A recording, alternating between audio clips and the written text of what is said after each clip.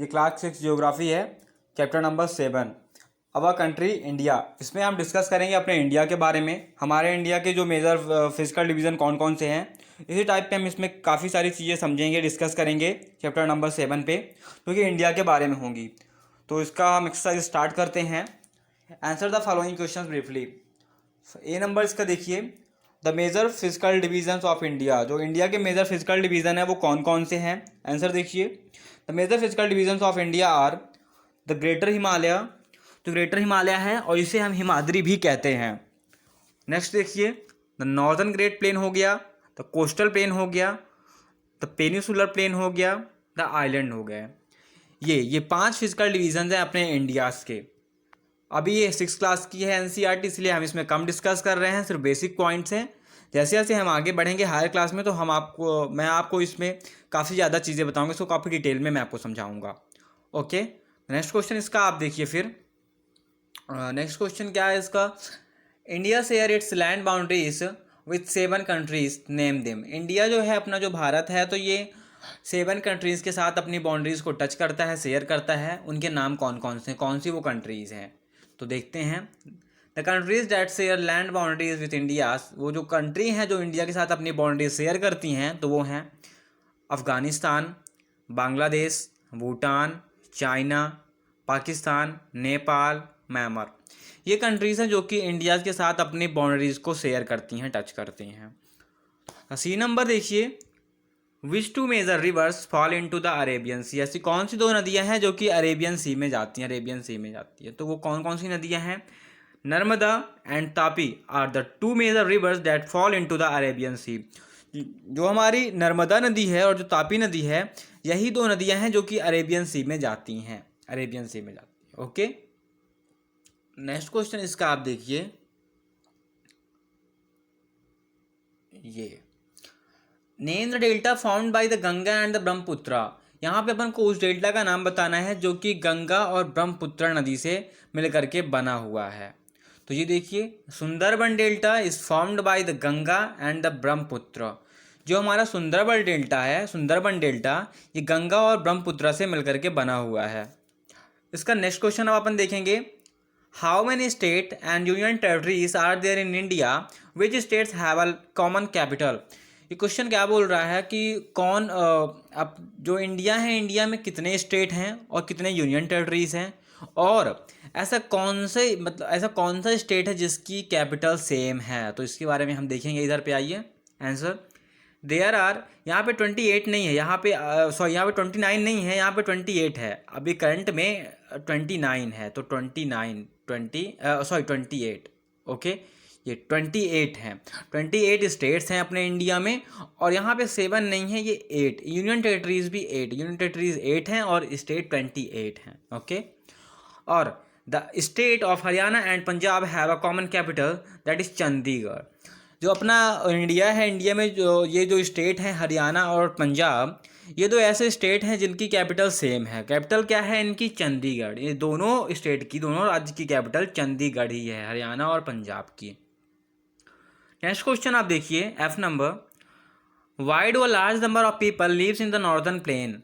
ज़्यादा लोग north plane में क्यों रहते हैं, ऐसा क्या रीज़न है, नॉर्थ प्लेन में लोग इतने ज़्यादा क्यों हैं, इतने ज़्यादा पॉपुलेटेड एरिया क्यों है वो, तो देखते हैं अपन। Northern plains are formed by the alluvial deposits laid down by the river the Indus, the Ganga and the Brahmaputra and their tributaries. These river plains provide the fertile land for cultivation, therefore a large number of people lives in the northern plain. जो अपना northern plain है, तो ये किससे बना हुआ है, ये एलुवियल डिपॉजिट से बना हुआ है। जो नदियाँ होती हैं, कुछ एलुवियल डिपॉजिट साथ में लेके आती हैं। तो ये जो अपनी इंडस नदी है, इंडस, गंगा, ब्रह्मपुत्र, ये जो नदियाँ हैं, जब ये आई तो अपने साथ में कुछ डिपॉजिट्स लेके आई, एलुवियल डिपॉजिट्स लेके आई, जो कि इन प्लेन में, जो जिनसे मिल करके ये प्लेन बना हुआ है। जो अपना नॉर्दर्न प्लेन है, ये इन्हीं से मिलकर के बना हुआ है, डिपॉजिट से, जिसकी वजह से ये जो लैंड होती है, यहाँ की जो एरिया है, ये काफ़ी ज़्यादा फर्टाइल है, फर्टाइल लैंड है।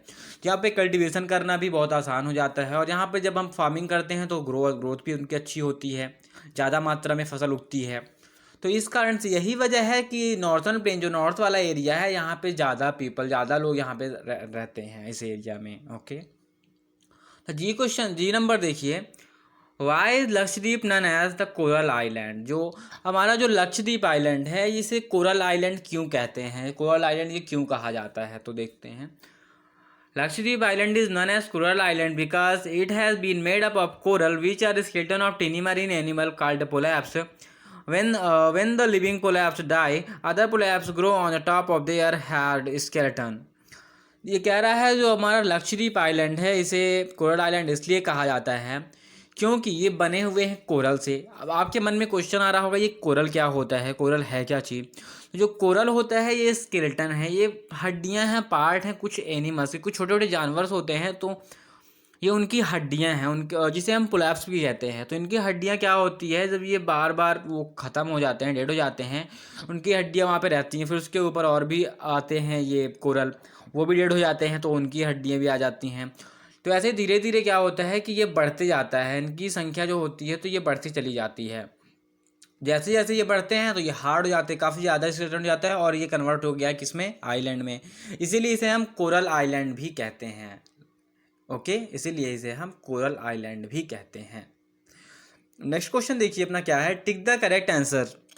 तो देखते हैं, the southernmost Himalayas are known as. जो हमारा साउथर्न मोस्ट हिमालय है इसे हम और क्या कहते हैं, इसे हम कहते हैं शिवालिक्स। शिवालिक्स भी कहा जाता है साउथर्न मोस्ट हिमालय को।